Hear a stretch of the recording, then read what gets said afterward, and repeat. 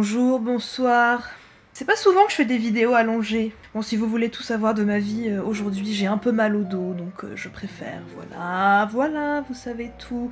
Ça ne m'arrive pas souvent, c'est comme ça. Bon, j'espère que vous, ça va. Je voulais aborder un sujet. On parle beaucoup de voyage, de comment partir en voyage, de comment dépasser ses peurs de partir en voyage. Surtout quand il s'agit de projets de longue durée. Comment sortir de sa zone de confort, comment aller vers l'inconnu. On parle pas beaucoup du retour et de savoir revenir.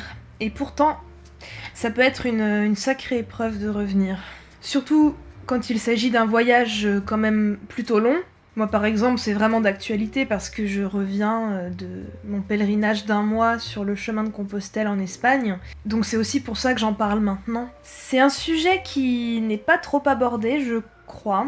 Et pourtant qui est intéressant, parce que c'est pas forcément évident de revenir, et que j'ai pu croiser des gens, notamment sur le chemin par exemple, qui craignaient beaucoup d'arriver à destination, et ensuite de revenir chez eux, de revenir à une vie entre guillemets normale, plus normale, à une vie plus habituelle, avec peut-être les problèmes du quotidien, ou bien un quotidien qui n'est pas forcément hyper excitant, ou bien que ces personnes ont laissé derrière eux des choses un peu difficiles, qu'ils sont obligés de retrouver à leur retour. Quelque part, le fait de partir, surtout quand il s'agit de vacances ou d'un voyage initiatique, pourquoi pas, ou d'un pèlerinage, on laisse des choses derrière soi, plus ou moins. C'est une parenthèse agréable. Et puis en voyage, on peut se permettre d'être quelqu'un d'autre, puisqu'on n'est pas chez soi. On peut exprimer d'autres facettes de notre personnalité, en découvrir d'autres aussi. Si on part seul, on ne connaît personne, donc on peut se permettre d'être ultra authentique. On peut se permettre de se confier à des gens dont on sait pertinemment qu'on ne les reverra jamais. On peut se découvrir autrement. Si on parle dans une autre langue, on apprend à penser différemment aussi. En voyage, on peut vivre des choses vraiment extraordinaires, émotionnellement très fortes. On peut faire des rencontres géniales. On peut résoudre des problèmes. On peut avoir des illuminations comme ça, des révélations, pourquoi pas. On peut expérimenter des choses, on peut partir à l'aventure. On sent qu'on peut vivre une autre vie, pourquoi pas. On peut se découvrir une vocation.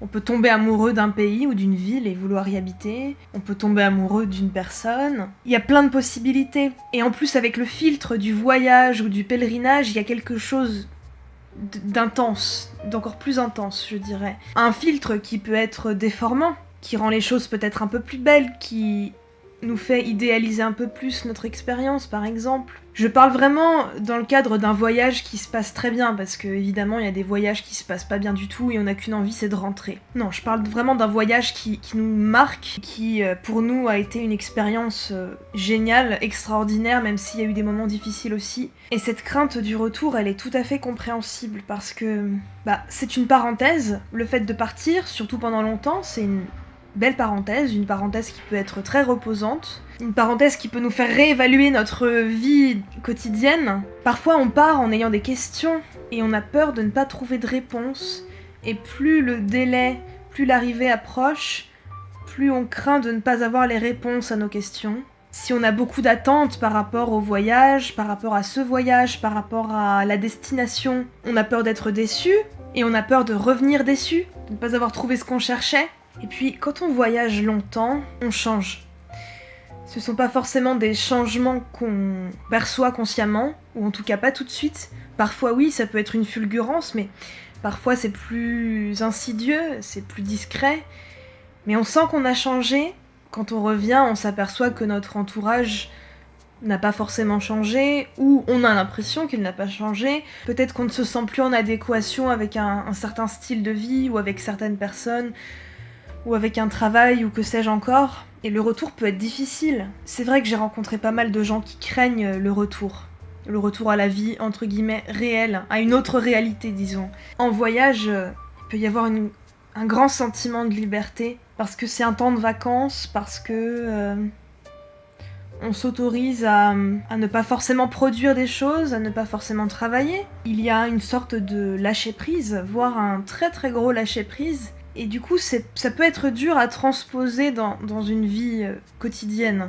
Quand on revient là où on habite avec notre travail, avec notre entourage, notre famille, pourquoi pas. Il peut y avoir un moment de transition vraiment pas facile. Mais je pense que c'est important de savoir revenir. Il y a des personnes qui ne reviennent jamais d'un voyage. On peut devenir accro au fait de toujours partir, comme si on fuyait quelque chose. Souvent, on fuit une partie de nous-mêmes, je pense. Puisque avant tout, le voyage, c'est dans la tête, c'est un état d'esprit. On peut très bien partir à l'autre bout du monde et partir avec tous ses problèmes, son travail, et ne pas du tout profiter. Donc c'est pas l'acte en lui-même, c'est avant tout l'état d'esprit dans lequel on se trouve, hein, qui fait qu'on voyage. Comme on peut essayer de voyager dans notre quotidien. C'est moins facile peut-être, mais ça peut se faire. Donc peut-être que dans cette peur du retour, il y a une peur d'affronter quelque chose, de faire face à une part de soi, à une problématique, à une situation désagréable, à des questionnements qui ne font pas forcément plaisir, ou à une vérité qui ne fait pas forcément plaisir. Et je pense que c'est pour ça qu'il y a certaines personnes qui deviennent accros au voyage, au fait d'être tout le temps sur la route. Après, ça peut être un style de vie, hein. Il y a des gens, ils vivent en nomade et ça leur va très bien, mais je parle vraiment des personnes qui ont peur du retour, qui craignent ce retour, qui ne veulent pas affronter ça, qui sont dans une fuite. C'est la différence entre quelqu'un qui choisit un style de vie parce que c'est en adéquation avec qui il est, ou qui elle est, et quelqu'un qui est dans une fuite en avant, et que cette fuite se traduit par le voyage, le fait de partir. Mais c'est pas une critique que je fais, c'est une réflexion qui n'est pas aboutie du tout. Mais c'est vrai qu'on n'en parle pas vraiment de ce retour qui peut être difficile parfois, qui peut nous faire peur, qui... Moi-même, là, mon retour, je sais pas comment je le vis en fait. Le fait que j'ai mal au dos là aujourd'hui, bon, il peut y avoir plein de raisons, hein, mais je sais pas, j'ai l'impression que mon corps il a décidé de lâcher quelque chose et d'être un peu patraque. Toute la journée j'étais un peu patraque et parfois c'est même pas forcément dans la tête, c'est le corps qui s'exprime. Et j'ai l'impression que c'est une conséquence du retour, ce que je vis là corporellement aujourd'hui, le fait d'être un peu bof quoi. Mais peut-être pas, hein. Psychologiquement ça va. Bon, c'est une période particulière de toute façon que nous traversons collectivement. Avec la pandémie, avec toutes les mesures sanitaires et compagnie. Donc c'est... Voilà. Là, cette année 2020, de toute façon, elle est... indescriptible, je crois. Je suis partie avec des questionnements, avec pas mal d'incertitudes par rapport à l'avenir, et je pense que ces incertitudes touchent beaucoup de monde. Et je reviens et j'ai pas forcément de réponse. Je reste avec mes envies de changement, et en même temps j'en ai peur. Enfin, une part de moi en a un peu peur. Je saurais pas dire ce que le fait de partir un mois comme ça a provoqué en moi. Le retour est pas difficile, mais je sais pas si je suis encore complètement revenue en fait. Parce que c'est ça aussi, savoir revenir, c'est savoir revenir complètement. Tout en gardant en soi l'expérience qu'on a vécue et les enseignements qu'on a tirés de cette expérience. Mais je pense que c'est important d'être présent à la réalité. S'il y a une part de nous qui est toujours un peu ailleurs, je pense pas qu'on peut arriver à être bien. Là, je saurais pas dire si je suis complètement revenue ou pas. Bon, je me laisse le temps, ça se fera tout seul sans doute, mais j'ai basculé tellement vite d'une réalité à une autre que je sais pas trop comment je me sens en fait. Je crois que ça va. Je pense que ça va, hein. Mais ça m'étonne que ça aille comme ça.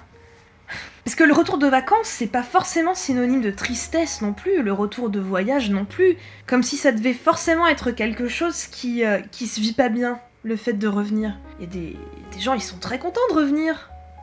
Pourquoi le retour d'un voyage serait forcément pénible ? Et si c'est toujours pénible, il faut peut-être se poser les bonnes questions. Se dire, bon bah, c'est peut-être que la vie que je vis au quotidien me convient pas. Je pense que c'est important d'être content de revenir. Moi, j'étais contente de revenir à Paris. Je craignais pas ce retour-là. J'étais pas dans cette peur. J'aime beaucoup vivre à Paris, vraiment. Et ma vie, je l'aime beaucoup, hein. C'est intéressant de se questionner sur pourquoi forcément un retour de vacances c'est quelque chose d'horrible. Et si c'est horrible, faut se poser les bonnes questions. On peut vivre plusieurs réalités différentes, on peut très bien vivre nos vacances comme on peut très bien vivre notre vie quotidienne, il n'y a pas forcément une souffrance dans la vie quotidienne. Et les vacances sont une libération, si c'est ça, moi je veux pas d'une vie comme ça, hein, personnellement. C'est pas très réjouissant, comme les gens qui attendent désespérément le week-end toutes les semaines, quoi. Bon, là, c'est une thématique qui est encore plus large que le simple retour de vacances ou de voyage, mais je pense que ça peut être étendu de manière plus large, comme je disais, à la vie en général. Si on est dans la crainte du retour, il faut sans doute se poser les bonnes questions. Pourquoi j'ai peur du retour ? qu'est-ce que ça cache? Parfois c'est une vérité qu'on a peur d'affronter parce que elle peut faire mal. C'est important de se laisser le temps de revenir, d'atterrir. C'est important d'être à l'écoute de ce qu'on ressent, de se poser les bonnes questions si, le cas échéant, on vit très mal notre retour par exemple. Si on se sent pas bien, si on se sent en décalage ou qu'il y a quelque chose qui ne va pas, je pense que c'est important de se poser les vraies bonnes questions. Et pas simplement dire bah ouais normal, un retour de vacances ou de voyage forcément tu le vis pas bien. Bah non, pas forcément, et justement, les poncifs comme ça, les clichés, les trucs un peu, les pensées un peu toutes faites, je pense que c'est pas une bonne chose. Mais ça, ce serait carrément notre sujet de vidéo. Donc je vais m'arrêter là. Je sais pas si ma réflexion était claire ou bien construite, mais je voulais quand même partager ça, parce qu'on parle assez peu du retour, je trouve. Si jamais vous avez des choses à apporter, peut-être une expérience, des pistes de réflexion, un témoignage, n'hésitez pas à écrire un commentaire en dessous de cette vidéo, je les lis tous, hein, normalement, ou alors je fais pas exprès d'en louper. Et j'y réponds, normalement. Si vous avez aimé cette vidéo, n'hésitez pas à mettre un petit pouce en l'air, ça fait toujours plaisir. Si vous n'êtes pas encore abonné à ma chaîne, je vous invite chaleureusement à le faire. En tout cas, j'espère que vous allez bien, que vous vivez bien votre retour de vacances, si vous avez eu des vacances, je l'espère pour vous quand même. D'ici là, portez-vous bien et je vous dis à lundi prochain pour une nouvelle vidéo. À bientôt.